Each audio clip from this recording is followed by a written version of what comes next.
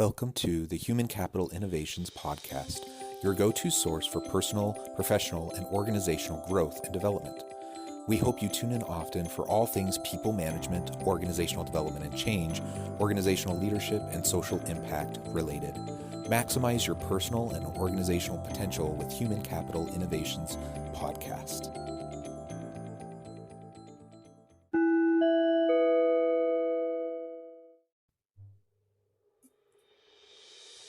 Welcome to the Human Capital Innovations Podcast. Are you looking to better understand systemic racism, white privilege, and the Black Lives Matter movement? In this HCI podcast episode, we share Dr. Martin Luther King's historic letter from a Birmingham jail. Though he wrote this letter a little over 57 years ago, it remains incredibly relevant today.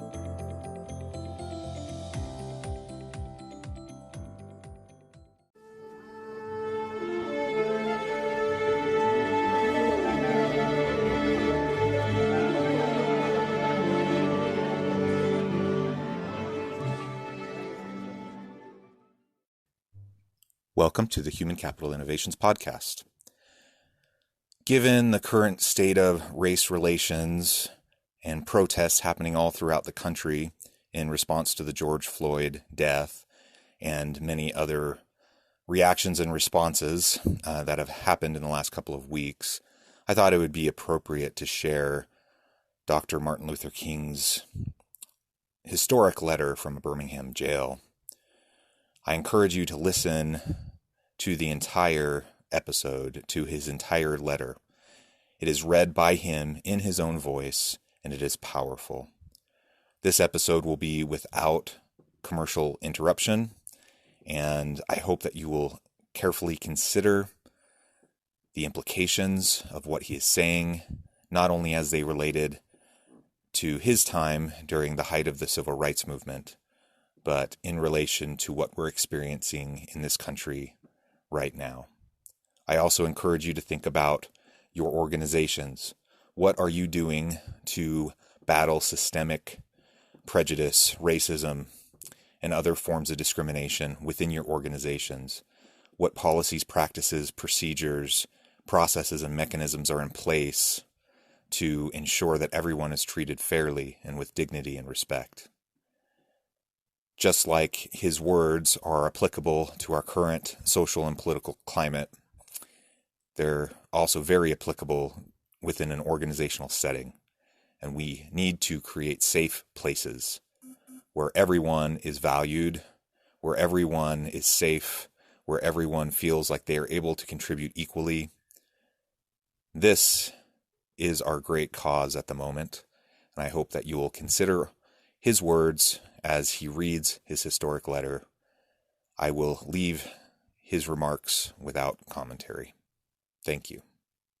My dear fellow clergymen, while confined here in the Birmingham City Jail, I came across your recent statement calling my present activities unwise and untimely. Seldom do I pause to answer criticism of my work and ideas.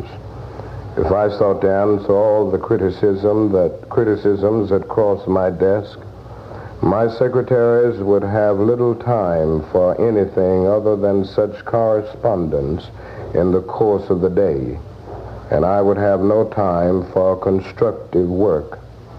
But since I feel that you are men of genuine goodwill and that your criticisms are sincerely set forth, I want to try to answer your statement in what I hope will be patient and reasonable terms. I think I should indicate why I am here in Birmingham, since you have been influenced by the view which argues against outsiders coming in. I have the honor of serving as president of the Southern Christian Leadership Conference, an organization operating in every southern state with headquarters in Atlanta, Georgia. We have some 85 affiliated organizations across the South, and one of them is the Alabama Christian Movement for Human Rights. Frequently we share staff educational and financial resources without affiliates. Several months ago, the affiliate here in Birmingham asked us to be on call to engage in a nonviolent direct action program if such were deemed necessary. We readily consented, and when the hour came, we lived up to our promise. So I, along with several members of my staff, am here because I was invited here. I am here because I have organizational ties here. But more basically, I'm in Birmingham because injustice is here. Just as the prophets of the 8th century B.C. left their villages and carried their "Thus saith the Lord" far beyond the boundaries of their hometowns, and just as the Apostle Paul left his village of Tarsus and carried the gospel of Jesus Christ to the far corners of the Greco-Roman world, so am I compelled to carry the gospel of freedom beyond my own hometown. Like Paul, I must constantly respond to the Macedonian call for aid. Moreover, I am cognizant of the interrelatedness of all communities and states. I cannot sit idly by in Atlanta and not be concerned about what happens in Birmingham. Injustice anywhere is a threat to justice everywhere. We are caught in an inescapable network of mutuality, tied in a single garment of destiny. Whatever affects one directly affects all indirectly. You deplore the demonstrations taking place in Birmingham, but your statement, I am sorry to say, fails to express a similar concern for the conditions that brought about the demonstrations. I am sure that none of you would want to rest content with a superficial kind of social analysis that deals merely with effects and does not grapple with underlying causes. It is unfortunate that demonstrations are taking place in Birmingham, but it is even more unfortunate that the city's white power structure left the Negro community with no alternative.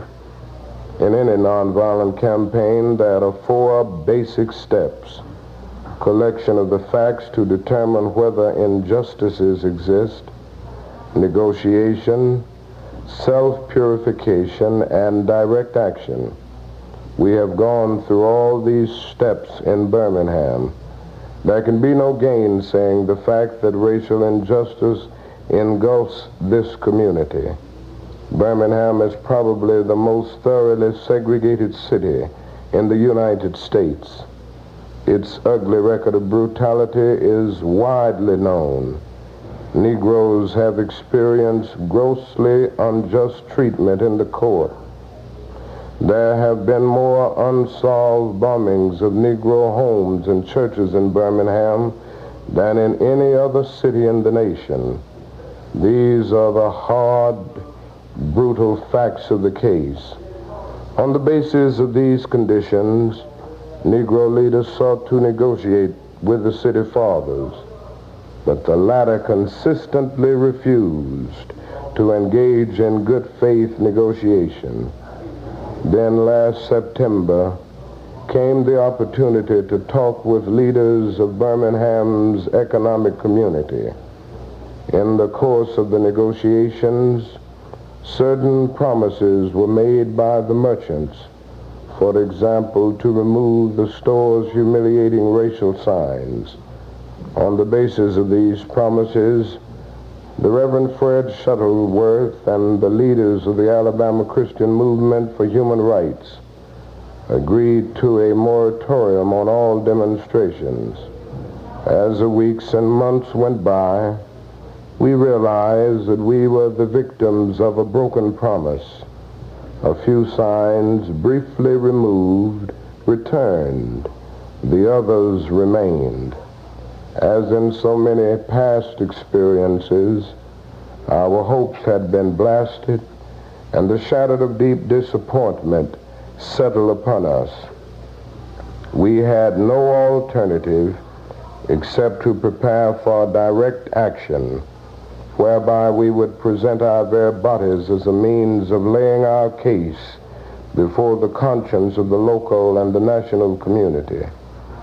Mindful of the difficulties involved, we decided to undertake a process of self-purification. We began a series of workshops on nonviolence, and we repeatedly asked ourselves, are you able to accept blows without retaliating? Are you able to endure the ordeal of jail? We decided to schedule our direct action program for the Easter season, realizing that except for Christmas, this is the main shopping period of the year. Knowing that a strong economic withdrawal program would be the byproduct of direct action, we felt that this would be the best time to bring pressure to bear on the merchants for the needed change. Then it occurred to us that Birmingham's mayoral election was coming up in March, and we speedily decided to postpone action until after the election day, when we discovered that the Commissioner of Public Safety, Eugene Bull Connor, had piled up enough votes to be in the runoff. We decided again to postpone action until the day after the runoff so that the demonstrations could not be used to cloud the issues. Like many others, we waited to see Mr. Connor defeated, and to this end we endured postponement after postponement. Having aided in this community need, we felt that our direct action program could be delayed no longer. You may well ask, why direct action? Why sit-ins, marches, and so forth? Isn't negotiation a better path? You're quite right in calling for negotiation. Indeed, this is the very purpose of direct action. Nonviolent direct action seeks to create such a crisis and foster such a tension that a community which has constantly refused to negotiate is forced to confront the issue. It seeks so to dramatize the issue that it can no longer be ignored. My citing the creation of tension as part of the work of the nonviolent resistor may sound rather shocking, but I must confess that I am not afraid of the word tension. I have earnestly opposed violent tension, but that is a type of constructive, nonviolent tension which is necessary for growth.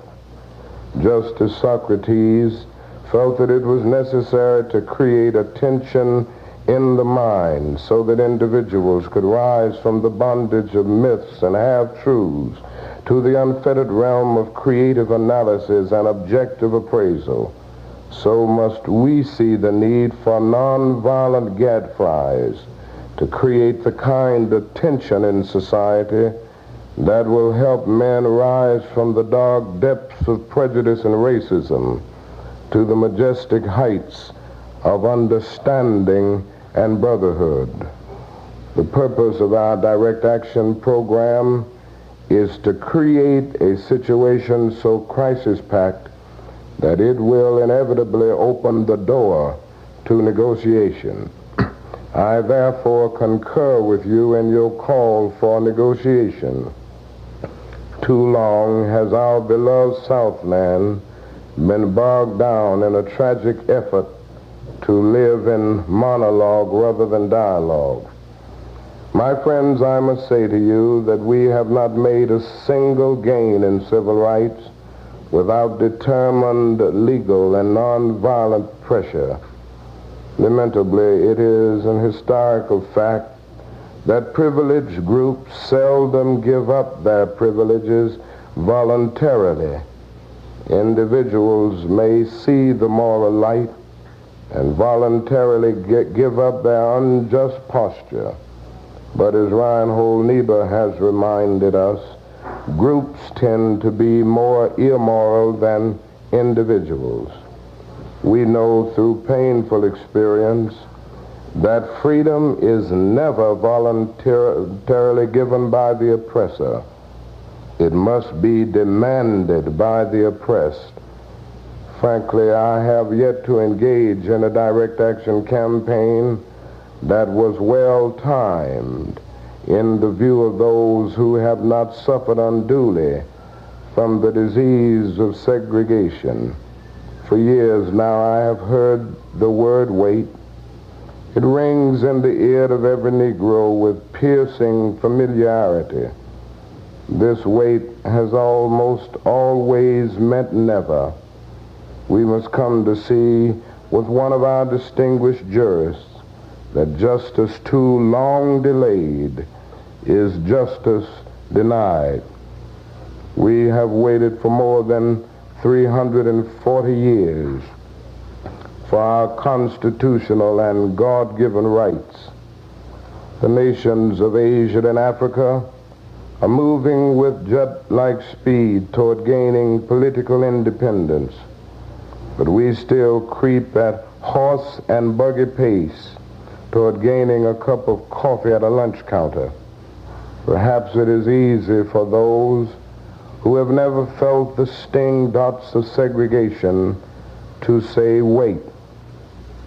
But when you have seen vicious mobs lynch your mothers and fathers at will and drown your sisters and brothers at whim, when you have seen hate-filled policemen curse, kick, and even kill your black brothers and sisters, when you see the vast majority of your 20 million Negro brothers smothering in an airtight cage of poverty in the midst of an affluent society, when you suddenly find your tongue twisted and your speech stammering as you seek to explain to your 6-year-old daughter why she can't go to the public amusement park that has just been advertised on television, and see tears welling up in her eyes when she is told that Funtown is closed to colored children, and see ominous clouds of inferiority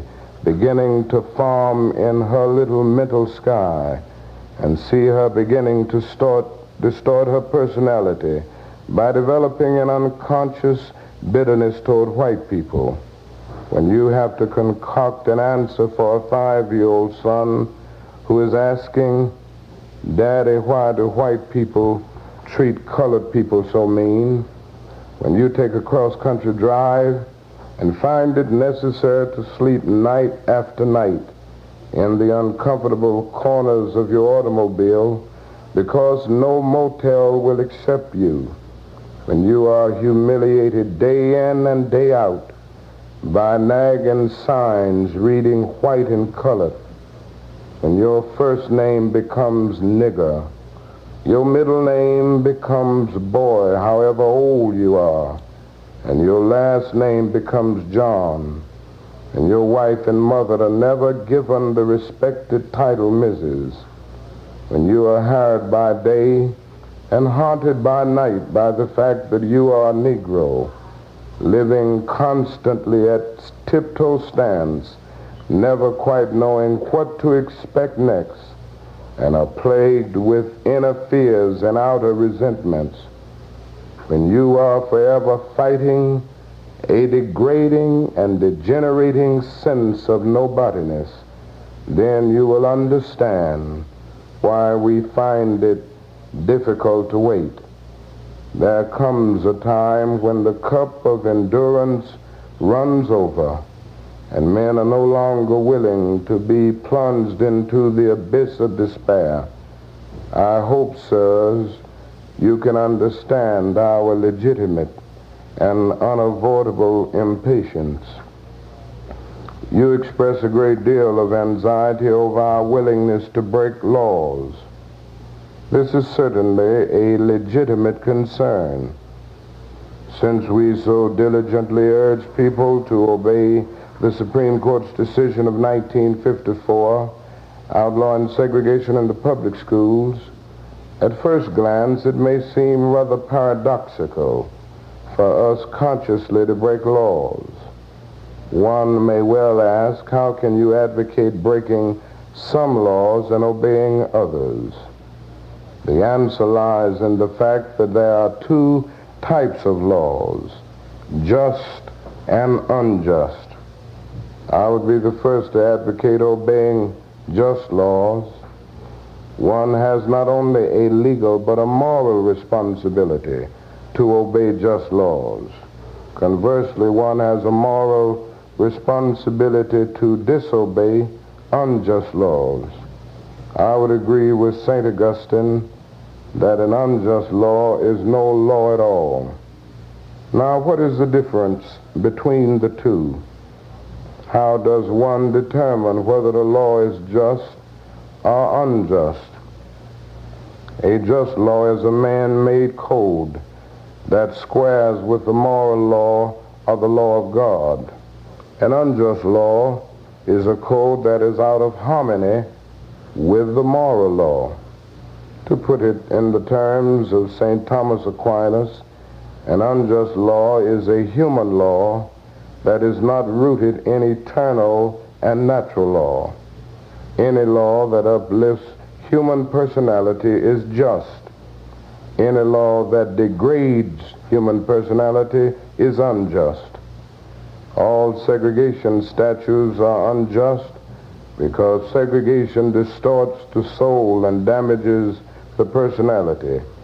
It gives the segregator a false sense of superiority and the segregated a false sense of inferiority.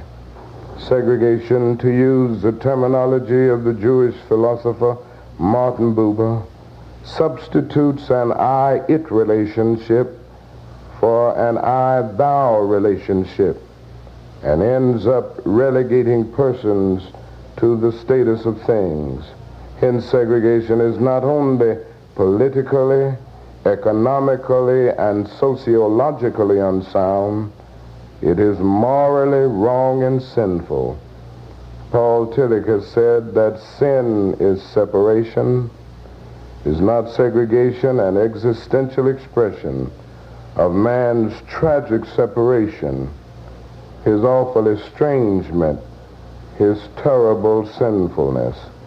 Thus, it is that I can urge men to obey the 1954 decision of the Supreme Court, for it is morally right, and I can urge them to disobey segregation ordinances, for they are morally wrong.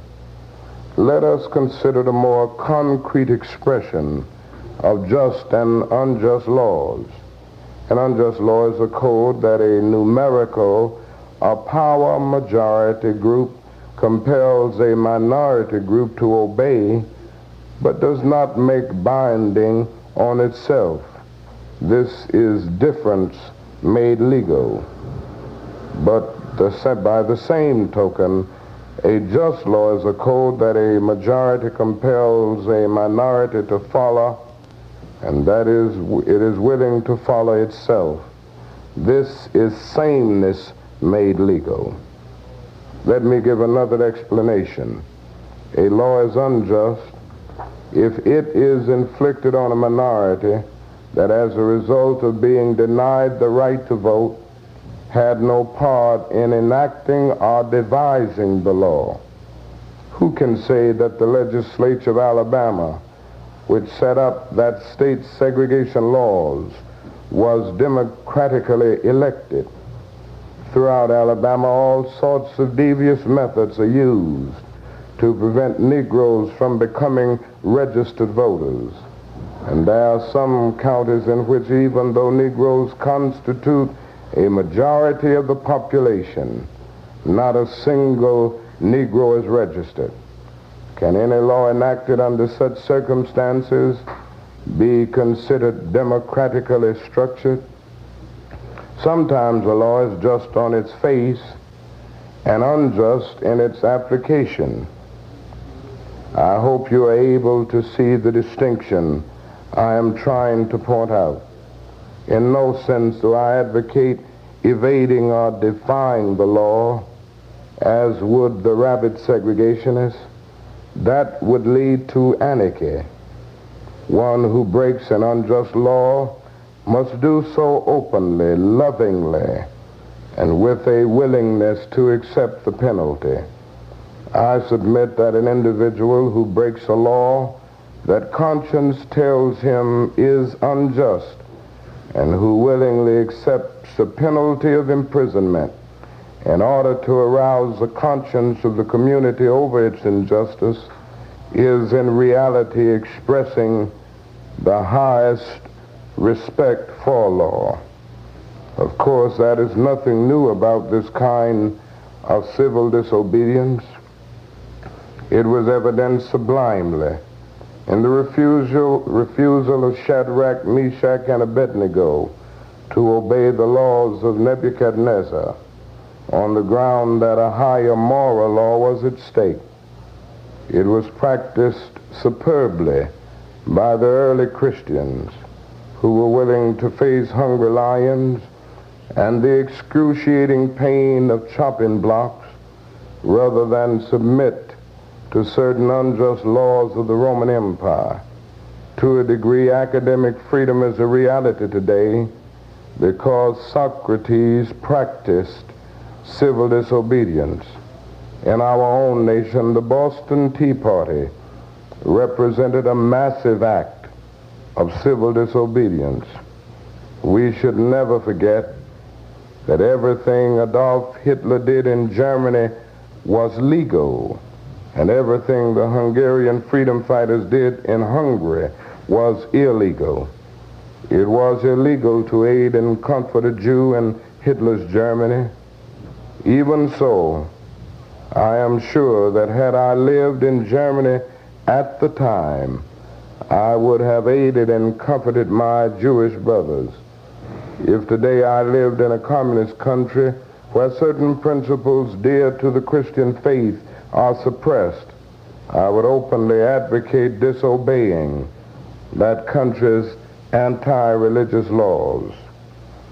I must make two honest confessions to you, my Christian and Jewish brothers. First, I must confess that over the past few years I have been gravely disappointed with the white moderate. I have almost reached the regrettable conclusion that the Negro's great stumbling block in his stride toward freedom is not the white citizens' counselor or the Ku Klux Klaner, but the white moderate who is more devoted to order than to justice, who prefers a negative peace, which is the absence of tension, to a positive peace, which is the presence of justice, who constantly says, I agree with you in the goal you seek, but I cannot agree with your methods of direct action, who paternalistically believes he can set the timetable for another man's freedom, who lives by a mythical concept of time, and who constantly advises the Negro to wait for a more convenient season. Shallow understanding from people of goodwill is more frustrating than absolute misunderstanding from people of ill will. Lukewarm acceptance is much more bewildering than outright rejection. I had hoped that the white moderate would understand that law and order exist for the purpose of establishing justice, and that when they fail in this purpose, they become the dangerously structured dams that block the flow to social progress. I had hoped that white moderates would understand that the present tension in the South is a necessary phase of the transition from an obnoxious negative peace in which the Negro passively accepted his unjust plight to a substantive and positive peace in which all men will respect the dignity and worth of human personality. Actually, we who engage in nonviolent direct action are not the creators of tension. We merely bring to the surface the hidden tension that is already alive. We bring it out in the open where it can be seen and dealt with, like a boil that can never be cured so long as it is covered up, but must be open with all its ugliness to the natural medicines of air and light. Injustice must be exposed with all the tension its exposure creates to the light of human conscience and the air of national opinion before it can be cured. In your statement, you assert that our actions, even though peaceful, must be condemned because they precipitate violence. But is this a logical assertion? Isn't this like condemning a robbed man because his possession of money precipitated the evil act of robbery? Isn't this like condemning Socrates because his unswerving commitment to truth and his philosophical inquiries precipitated the act by the misguided populace in which they made him drink hemlock? Isn't this like condemning Jesus because his unique God consciousness and never ceasing devotion to God's will precipitated the evil act of crucifixion? We must come to see that, as the federal courts have consistently affirmed, it is wrong to urge an individual to cease his efforts to gain his basic constitutional rights because the quest may precipitate violence. Society must protect the robbed and punish the robber. I had also hoped that the white moderate would reject the myth concerning time in relation to the struggle for freedom. More and more, I feel that the people of ill will have used time much more effectively than have the people of goodwill. We will have to repent in this generation, not merely for the hateful words and actions of the bad people, but for the appalling silence of the good people. Human progress never rolls in on the wheels of inevitability. It comes through the tireless efforts of men willing to be co-workers with God. And without this hard work, time itself becomes an ally of the forces of social stagnation. We must use time creatively in the knowledge that the time is always ripe to do right. Now is the time to make real the promise of democracy and transform our pending national elegy into a creative psalm of brotherhood. Now is the time to lift our national policy from the quicksand of racial injustice to the solid rock of human dignity. You speak of our activity in Birmingham as extreme. At first I was rather disappointed that fellow clergymen would see my nonviolent efforts as though hatred. And it comes perilously. One is a force of complacency made up in part of Negroes who, as a result of long years of oppression, are so drained of self-respect and a sense of somebodyness that they have adjusted to segregation, and in part of a few middle-class Negroes who, because of a degree of academic and economic security, and because in some ways they profit by segregation, have become insensitive to the problems of the masses. The other force is one of bitterness and hatred, and it comes perilously close to advocating violence. It is expressed in the various black nationalist groups that are springing up across the nation. nourished by the Negro's frustration over the continued existence of racial discrimination, this movement is made up of people who have lost faith in America, who have absolutely repudiated Christianity, and who have concluded that the white man is an incorrigible devil. I have tried to stand between these two forces, saying that we need emulate neither the do-nothingism of the complacent nor the hatred and despair of the black nationalists.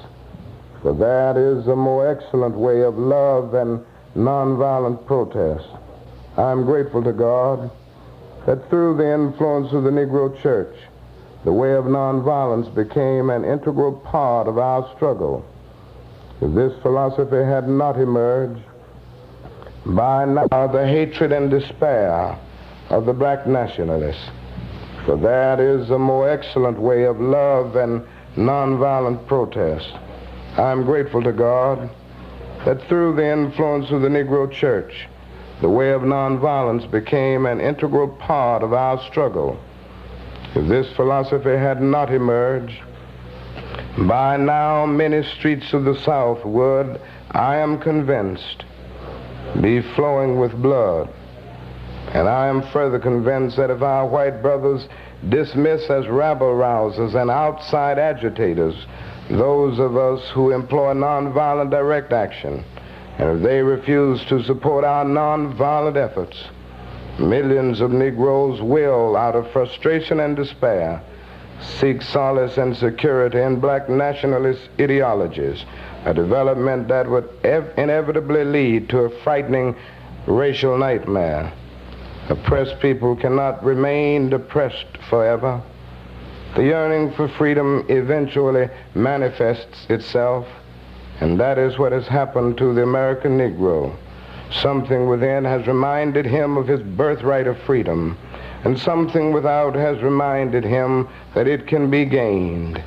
Consciously, unconsciously, he has been caught up by the spirit of the times, and with his black brothers of Africa and his brown and yellow brothers of Asia, South America, and the Caribbean, the United States Negro is moving with a sense of great urgency toward the promised land of racial justice. If one recognizes this vital urge that has engulfed the Negro community, one should readily understand why public demonstrations are taking place. The Negro has many pent-up resentments and latent frustrations, and he must release them. So let him march. Let him make prayer pilgrimages to the City Hall. Let him go on freedom rides and try to understand why he must do so. If his repressed emotions are not released in nonviolent ways, they will seek expression through violence. This is not a threat, but a fact of history. So I have not said to my people, get rid of your discontent. Rather, I have tried to say that this normal and healthy discontent can be channeled into the creative outlet of nonviolent direct action. And now this approach is being termed extremist.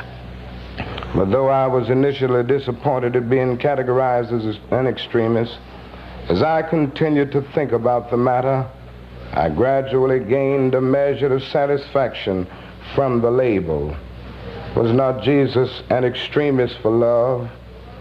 Love your enemies, bless them that curse you, do good to them that hate you, and pray for them which despitefully use you and persecute you. Was not Amos an extremist for justice? Let justice roll down like waters, and righteousness like a mighty stream. Was not Paul an extremist for the Christian gospel? I bear in my body the marks of the Lord Jesus Christ. Was not Martin Luther an extremist? Here I stand, I cannot do otherwise, so help me God. Was not John Bunyan an extremist? I will stay in jail to the end of my days before I make a butchery of my conscience. And Abraham Lincoln, this nation cannot survive half slave and half free. And Thomas Jefferson, we hold these truths to be self-evident. that all men are created equal. So the question is not whether we will be extremists, but what kind of extremists we will be. Will we be extremists for hate or for love? Will we be extremists for the preservation of injustice or for the extension of justice? In that dramatic scene on Calvary's Hill, 3 men were crucified. We must never forget that all 3 were crucified for the same crime, the crime of extremism. 2 were extremists for immorality, and thus fell below that environment. The other, Jesus Christ, was an extremist for love, truth, and goodness, and thereby rose above his environment. Perhaps the South, the nation, and the world are in dire need of creative extremists. I had hoped that the white moderate would see this need.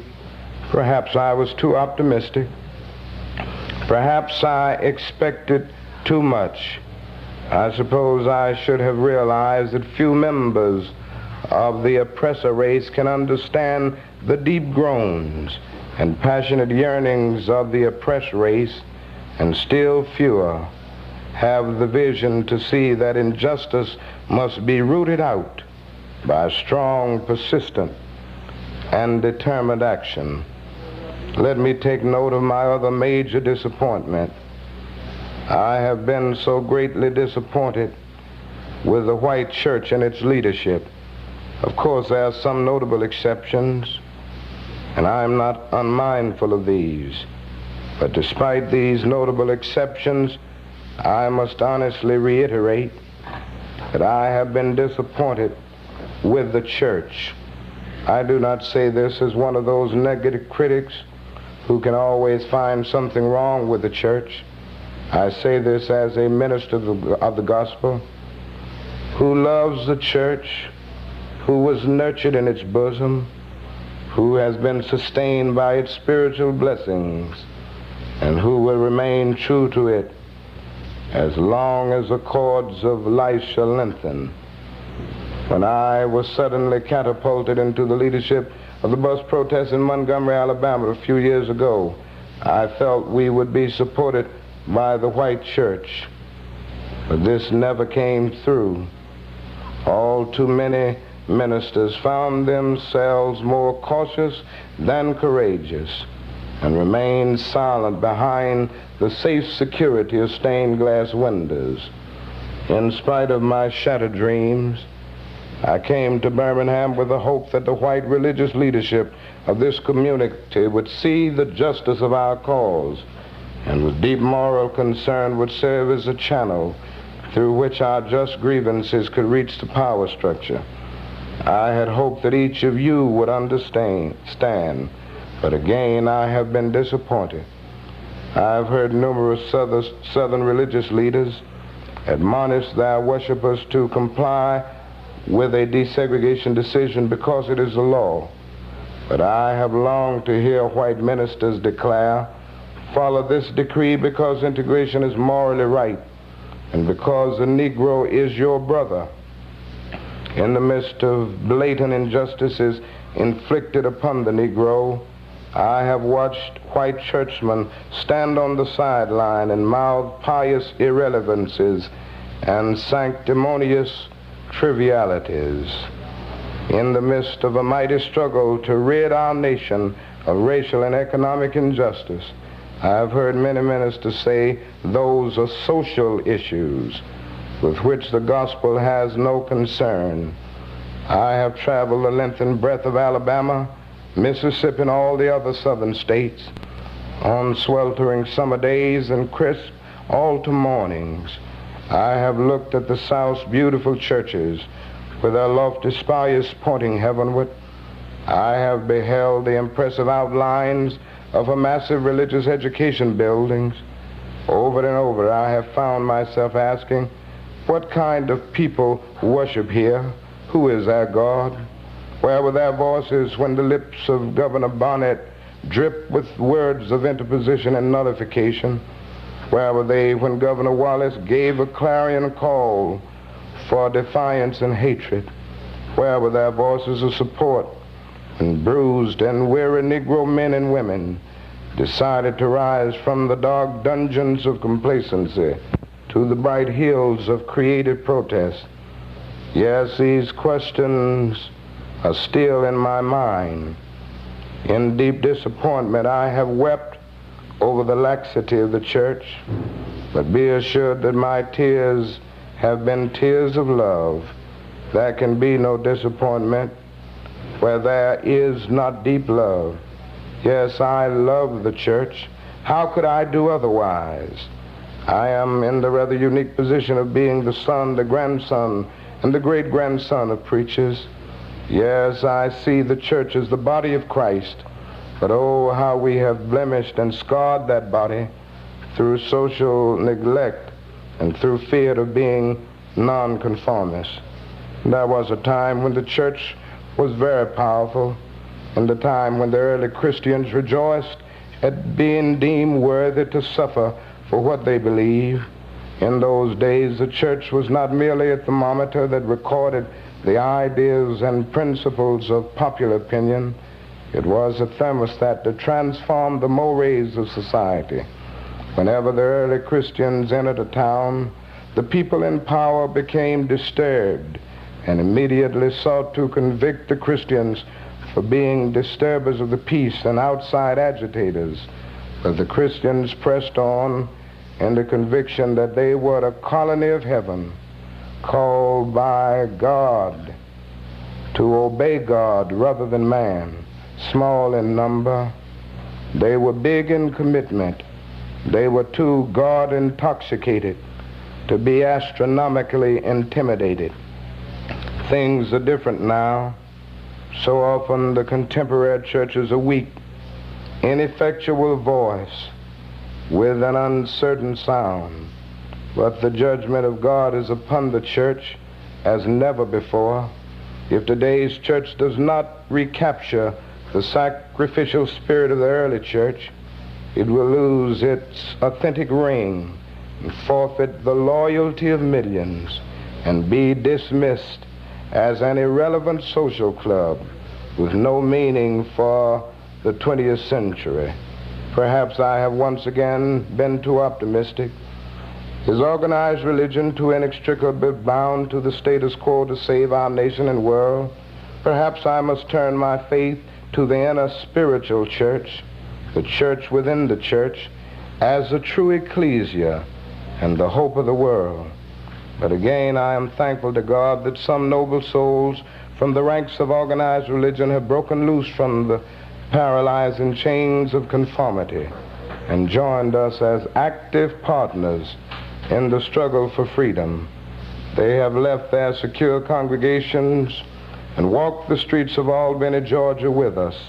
They have gone down the highways of the South on torturous rides for freedom. Yes, they have gone to jail with us. Some have been dismissed from their churches, have lost the support of their bishops and fellow ministers, but they have acted in the faith that right defeated is stronger than evil triumphant. And their witness has been the spiritual salt that has preserved the true meaning of the gospel in these troubled times. They have carved a tunnel of hope through the dark mountain of despair.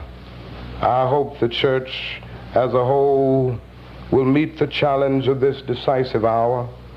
But even if the church does not come to the aid of justice, I have no despair about the future. I have no fear about the outcome of our struggle in Birmingham, even if our motives are at present misunderstood. We will reach the goal of freedom in Birmingham and all over the nation, because the goal of America is freedom. Abused and scorned though we may be, our destiny is tied up with America's destiny. Before the Pilgrims landed at Plymouth, we were here. Before the pen of Jefferson etched the majestic words of the Declaration of Independence across the pages of history, we were here. For more than 2 centuries, our forebears labored in this country without wages. They made cotton king. They built the homes of their masters while suffering gross injustice and shameful humiliation. And yet out of a bottomless vitality, they continue to thrive and develop. If the inexpressible cruelties of slavery could not stop us, the opposition we now face will surely fail. We will win our freedom because the sacred heritage of our nation and the eternal will of the Almighty God are embodied in our echoing demands. Never before have I written so long a letter. I'm afraid it is much too long to take your precious time. I can assure you that it would have been much shorter if I had been writing from a comfortable desk. But what else can one do when he is alone in a narrow jail cell other than write long letters, think long thoughts, and pray long prayers? If I have said anything in this letter that overstates the truth and indicates an unreasonable impatience, I beg you to forgive me. If I have said anything that understates the truth and indicates my having a patience that allows me to settle for anything less than brotherhood, I beg God to forgive me. I hope this letter finds you strong in the faith. I also hope that circumstances will soon make it possible for me to meet each of you, not as an integrationist or as a civil rights leader, but as a fellow clergyman and a Christian brother. Let us all hope that the dark clouds of racial prejudice will soon pass away and the deep fog of misunderstanding will be lifted from our fear-drenched communities, and in some not too distant tomorrow, the radiant stars of love and brotherhood will shine over our great nation with all their scintillating beauty. Yours for the cause of peace and brotherhood, Martin Luther King, Jr. Surrender for arrest, and we felt that some things needed to be said to the press, and since it is our understanding that the Birmingham police officials will be on the plane with us and we'll be arrested before we get on the ground, we felt that we should have the press conference here. This is the Reverend Wyatt T. Walker, who is pastor of the Canaan Baptist Church of New York City and an aide to Governor Rockefeller. He was the executive director of the Southern Christian Leadership Conference at the time of our arrest in Alabama in 1963 for violating what we considered an unjust and illegal injunction. The Reverend Ralph Abernathy is the other person who will be going in. He has been for many years my closest associate in this struggle. We shared many jails together, so this is not a new experience for us. He is the vice president and treasurer of the Southern Christian Leadership Conference. And then Reverend A.D. King, who is the other person who will be arrested, at that time was pastoring the First Baptist Church in Birmingham and Inslee. And he is now the pastor of the Zion Baptist Church of Louisville, Kentucky. We will be going in together. Reverend Fred Shuttlesworth has already served his 5 days, I should say 4 days, because they let them out a little early. And right behind us, or to the right and the left, are Mrs. King, my wife, and Mrs. Abernathy, the wife of Reverend Abernathy, and this is my little son, Dexter. I'm going to read a brief statement, and then you may feel free to ask me or any of the others whatever questions you may have. I'm laboring with a very bad cold, so if my voice gives out a little, you'll understand that. It is with mixed emotions that I return to Birmingham to serve this 5-day sentence for insisting upon our right to peacefully protest the brutal and unconstitutional treatment of Negroes in that city. I am happy to serve this 5-day sentence as I have been happy to enter the jails for the freedom of my people on many occasions. Certainly 5 days in jail is a small price to pay for the unity which came to our nation in the March on Washington, the Civil Rights Act of 1964, and the events which led to an end to Southern legal segregation, all of which grew out of the Birmingham movement. But I'm sad that the Supreme Court of our land, in a 5-4 decision, could not uphold the rights of individual citizens in the face of deliberate use of the courts of the state of Alabama as a means of oppression. I am disturbed that 4 years after the heroic efforts of thousands of young people and adults in Birmingham, our country finds itself still in a moral stalemate where the rights of the Negro are concerned. I am appalled that the great resources of our nation are being used in a military intervention 12,000 miles away rather than in the heart of our cities. I reach the borders of despair when I see our Congress turning a deaf ear to our nation's poor and playing politics with the war on poverty. Perhaps these 5 days will afford all of us an opportunity for a more intense and serious evaluation of our situation. For all the signs of our time indicate that this is a dark hour in the life of America. Our jailing is but symptomatic of the ominous clouds which overshadow our national destiny. I pray that God may grant us new wisdom and courage to act upon the wisdom which we already possess. There's a longer statement that you have which gives a little more of the factual background, and I will not bother to read that. Yes, sir. Demonstrations have been promised during the time of your confinement. Do you think such demonstrations are warranted, and will you encourage the demonstrations in Birmingham? Well, I don't have absolute control of this situation, but I have discouraged any kind of massive demonstrations. Understandably, there are those who feel that something massive should be done because we all suffered in that movement together. And it is our feeling that if the leaders are sent to jail, everybody else ought to go and serve the time also. But even in spite of this, I have discouraged massive demonstrations. There may be vigils in order to make a witness and to express support. But as far as massive demonstrations, I have discouraged this. I can't promise that they won't take place because I'll be in jail, but I haven't encouraged it. What do you plan to do during the 5-day period, Dr. King? How do you plan to pass time, and will you do any writing specifically? Well, I'm not sure about that. Writing for me always grows out of an inner feeling of a need to do it. And if I'm in the spirit to write, I will certainly do that. The last time I was in Birmingham, I wrote a letter from the Birmingham jail, which was pretty widely publicized, over 1 million copies.